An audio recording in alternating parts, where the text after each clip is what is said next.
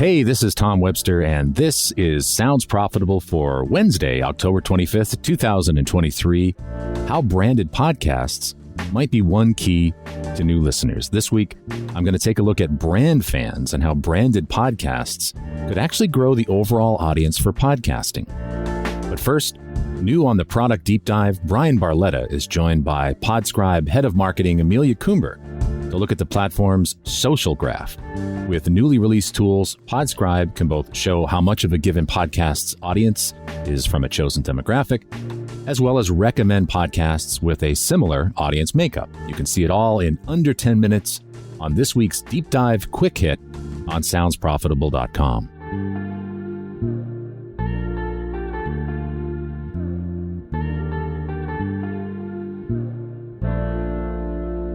In last month's presentation of the podcast landscape, I hinted that branded podcasts, or at least podcasts about brands, might be one way to introduce new listeners to podcasts.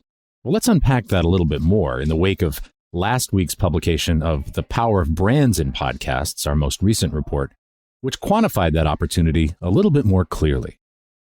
The heart of this research was the response to this question: how likely would you be to listen to a podcast about a favorite brand or product? And the word favorite, or for some of our readers, that's favorite with a U, it's doing a lot of heavy lifting here, and I ask you to take that mental leap with me. When you think of the brands that you love the most, which ones come to mind? I certainly have a few myself, and we probably don't have many in common. But what we do have in common is that there are some brands or products that you are especially passionate about, and maybe even evangelize to your friends, whether they like it or not. I had a quick brainstorm with my wife, Tamsin, to name just the first 8 to 10 lesser-known brands we could come up with that inspire passion and community. So our initial list we came up with was DVF, or Diane von Furstenberg, Jeep, Lodge cast iron pans, Jones Road Beauty, which is a line of clean makeup from Bobbi Brown. Not that Bobbi Brown if you're a Whitney Houston fan, the other one. Black Wing pencils, I use them all the time. Half the pressure, twice the speed. King Arthur flour, yes, there's a rabid King Arthur flour community out there. Penzeys spices, and then people who modify Honda Civics. Well, after as much as 5 minutes of painstaking research, here is the full list of those brands that currently have their own podcast. Jones Road. Well, at least Bobbi Brown has one. DVF used to have one, but she seemed to have pod faded after about a half a dozen episodes. And that's it. Now, some of these brands have third-party fan podcasts, particularly Jeep, actually, and others, like Black Wing Pencils, do get mentioned in various related shows, but the brands themselves are silent. So how big is the opportunity here? What is the available audience for podcasts about brands? Well, according to The Power of Brands in Podcasts, it's pretty sizable, a potential reach of 106 million Americans 18 plus. That's the populations of Canada and the UK combined, if you ever wanted to do that.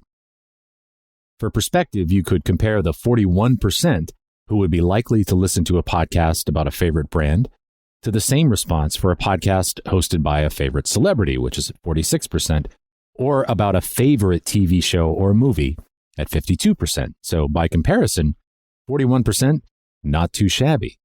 Now, here's the thing. Anyone could make a DVF podcast or a show about modding Honda Civics.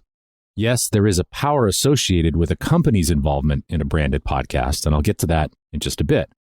But if you're ever lost for a podcast idea, just think about a brand you're nuts about and make that show. Chances are you aren't the only fan of that brand. The first one of you to make a podcast about Blackwing 602 pencils and all you can do with them gets me as your number 2 pencil listener. But if you are with a brand that has a passionate community and you don't have your own official podcast, allow me to convince you that it might be a good idea. In an era where the average consumer tries to avoid advertising as best they can through on-demand content, digital video recording, and premium subscriptions, brand fans, that 41% who would likely listen to a show about a favorite product, actually welcome our corporate overlords. In fact, when asked, imagine you're interested in a podcast and you learn it's produced by a company that offers products or services to consumers or businesses. In general, does a company's involvement make you more or less likely to listen to it. Now, for listeners in general, a third said somewhat or much more likely compared to 8% who said somewhat or much less likely. But if you're a brand fan, the percentage who said more likely was 50 compared to those who said less, which was just 4. Now, this data point is worth lingering over for a few minutes. First of all, with podcast listeners in general, a brand's direct involvement with a podcast is not only not a negative, it actually makes people more likely to listen to it. But with brand fans in particular, the kiss of authenticity from an official podcast is an overwhelmingly positive inducement to listen. Imagine that. In an era where we profess to skip and avoid ads as often as we can, half of brand fans would be more likely to listen to a podcast produced by a brand or company. Now, why is this? Some of this may be related to the product, or perhaps it creates an expectation of a higher production value, a mark of quality, as it were. In any case, there isn't a negative association with corporate involvement in podcasts.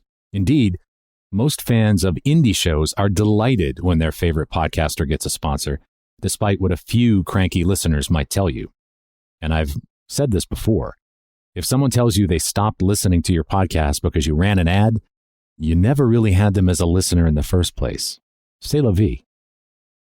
Another thing about brand fans, they are natural evangelists, and not just for their favorite brands. They are, in fact, much more likely to recommend other podcasts to people in their social circle, and they're much more likely to have other podcast listeners in their social circles than the average listener. In fact, 63% of brand fans say they've ever recommended a podcast to people in their social circle. That's compared to 54% for podcast listeners in general. Now, if you make a brand fan happy with a podcast, and you are more likely to have gained a force multiplier as a listener, someone who might just tell a friend, which, until the podcast industry starts promoting itself properly, is still the number one way people discover new shows. Finally, I want to pay off on the promise of the title of this podcast, how podcasts about brands might even grow the audience for podcasting.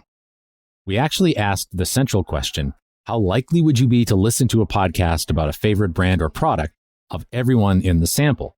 Now, most of the people who responded positively were, of course, already podcast listeners.